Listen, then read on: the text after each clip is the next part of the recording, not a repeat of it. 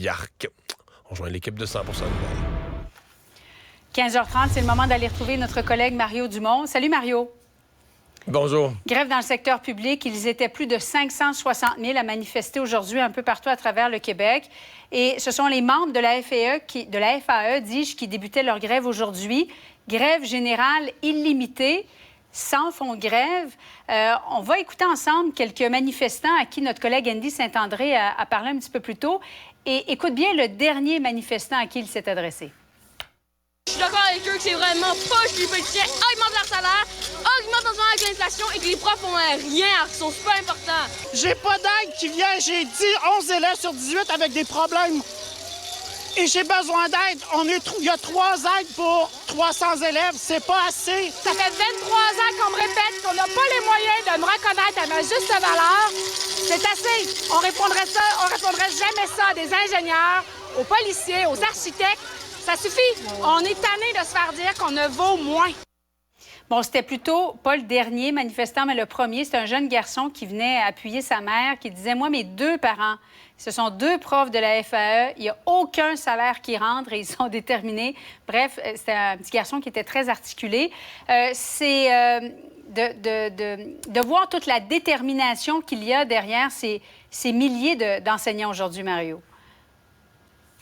Oui, détermination, colère, qu'on comprend pour un bout, qui peut paraître extrême à un certain autre moment. C'est-à-dire qu'il y a une partie du ton où tu as l'impression que quelque chose serait en train de leur arriver. C'est-à-dire qu'on serait en train de leur arracher quelque chose, de leur couper des conditions existantes.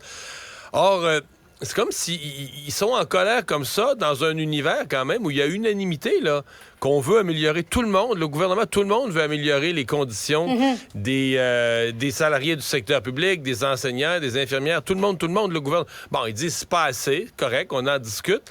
Mais c'est comme si, je sais pas s'il y a quelque chose d'accumulé, c'est probablement ça, probablement une fatigue, un épuisement de comment ça se vit. Parce qu'il y a une colère qui apparaît démesurée pour un contexte où tu as le goût de dire c'est correct, là, soyez pas choqués de même. Toute la société parle d'améliorer vos conditions, tous les partis politiques, tout le monde parle d'améliorer vos conditions. C'est de savoir jusqu'à quel point, puis tout ça. Et mais c'est vraiment ça qui est l'objet. Prennent de la bonne façon pour négocier? Bon, est-ce que les syndicats s'y prennent de la bonne façon? Les syndicats ont réussi quelque chose là, pour lequel ils peuvent être fiers. Ils ont obtenu un fort appui du public. On le dit, on le redit. Ça klaxonne. D'ailleurs, ça fait bizarre peut-être de dire ça. C'est peut-être une partie du problème. C'est qu'il y a tellement... Je pense que les gens qui sont sur les lignes de piquetage, ils sentent tellement d'appui du public qu'ils en oublient que c'est une négociation. Ils se disent, hey, là, on a le gros bout du bâton, c'est nous autres. Il n'est plus question de faire des compromis. C'est que le gouvernement nous donne ce qu'on demande. Le peuple nous appuie et que le gouvernement nous donne 100% de ce qu'on demande.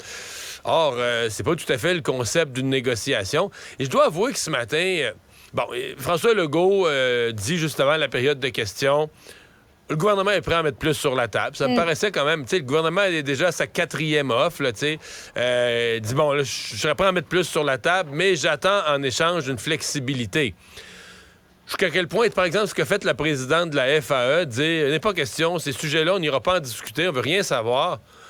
Tu sais, c'est quand même pas banal, là, quand je parle de position très campée, très radicale, où on se dit finalement, il n'y a rien à négocier. Nous, on a fait des demandes, c'est ça ou c'est rien.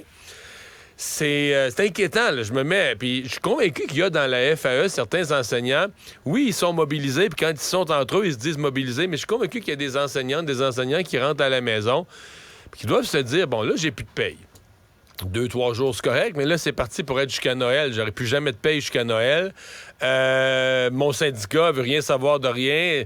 Il doit en avoir qui s'interrogent là, sur ce que ça va signifier, ne fût-ce que pour... En tout cas, moi, ça m'inquiéterait pour eux, là, pour leurs finances personnelles. Je sais pas quel genre de coussin ils se sont mis de côté en vue de la grève, mais j'espère qu'ils se sont tous mis un bon coussin, là. Oui, il y a les revendications, les propos des manifestants. Il y a le ton qui est mis de l'avant par le syndicat et le ton du gouvernement. On va écouter justement l'extrait du premier ministre auquel tu as fait référence, Mario, et tout de suite après, Magali Picard.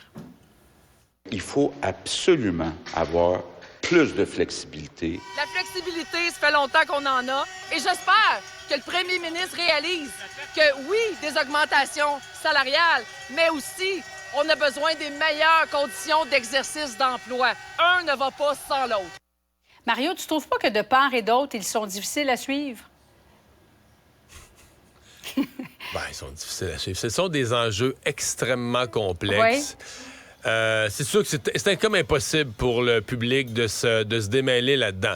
Maintenant, les bouts qu'on comprend. On comprend d'abord qu'au niveau salarial, on veut au moins... Ça, je pense... Puis les gens du Front commun, même si Mme Picard a l'air dure, là, son propos était quand même plus modéré que la FAE. Elle n'a jamais envoyé promener François Legault avec cette demande de flexibilité. Elle dit « il n'a déjà, mais on est prêt à en parler. » Tu sais, c'était comme...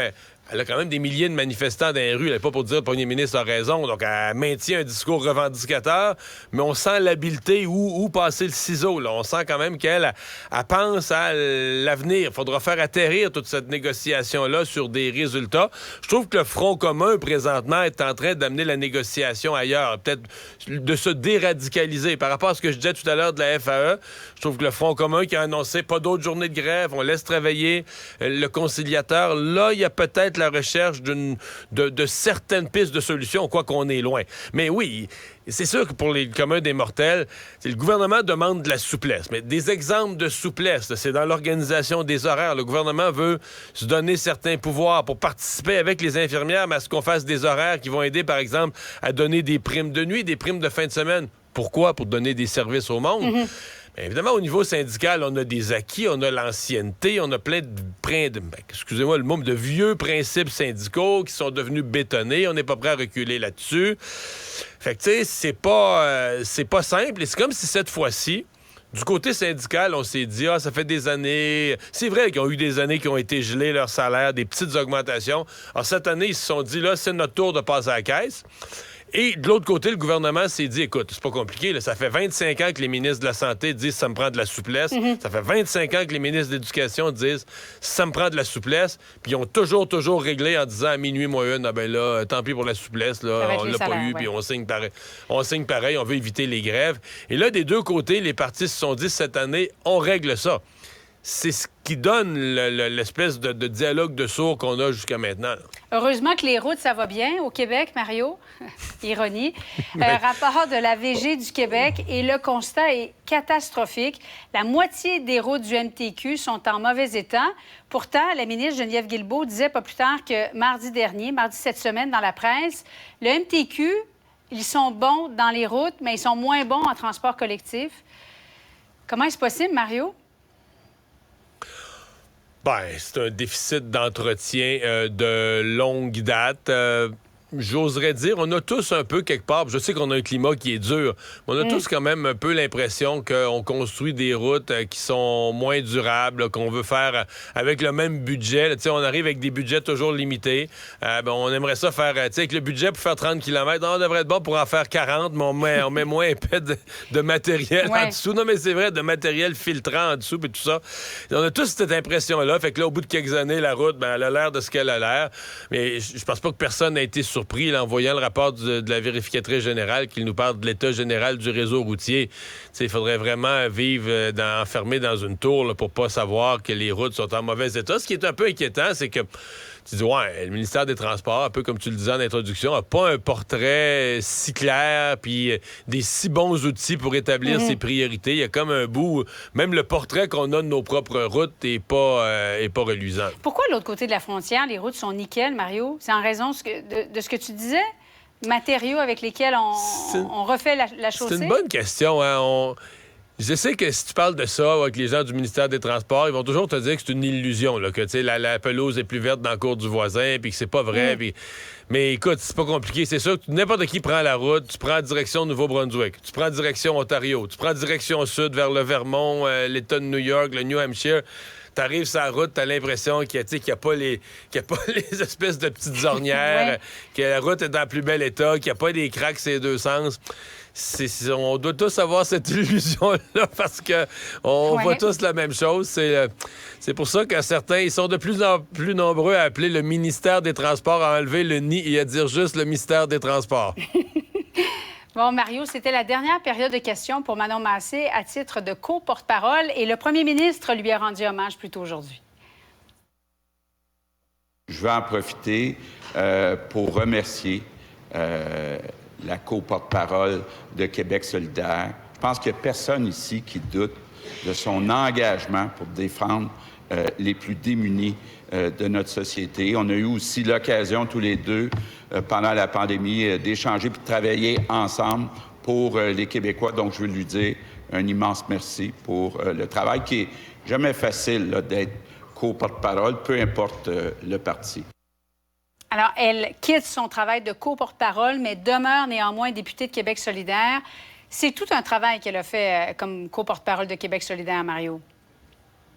C'est tout un travail. Hey, on ne devra jamais oublier que, tu sais, les partis, là, ça grimpe, là, ça peut débouler aussi les escaliers, mais quand ça monte, ça grimpe par marche d'escalier, c'est par coup. Et le grand coup pour Québec solidaire, il s'est donné sous Manon Massé. Là, ils sont passés de, je pense, 2 députés, 10-12 %. Et tout à coup, ils se sont retrouvés 10 députés, 18 %, et ça, c'est la campagne électorale pilotée par Manon Massé. Et je sais que plusieurs s'étaient dit après, ah ben là, tu sais, le petit Nadeau-Dubois, lui, il est habile, puis là, les médias, les entrevues... Mais tu sais, Québec solidaire a stagné au mieux, presque en pourcentage, a perdu un petit peu de plume, a fini dans une élection partielle par gagner un comté de plus. Mais tu sais, le vrai saut, le vrai bond par en avant qui a grimpé Québec solidaire à un autre niveau de crédibilité comme parti politique, il s'est fait sous Manon Massé.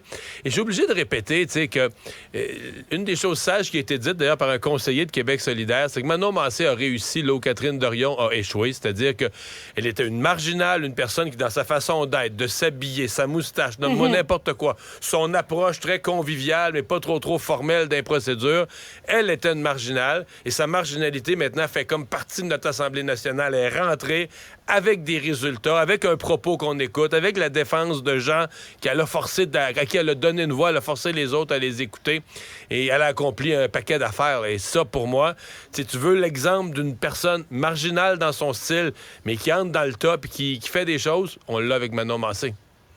Mario, merci beaucoup. Bonne fin d'après-midi à toi. Au revoir.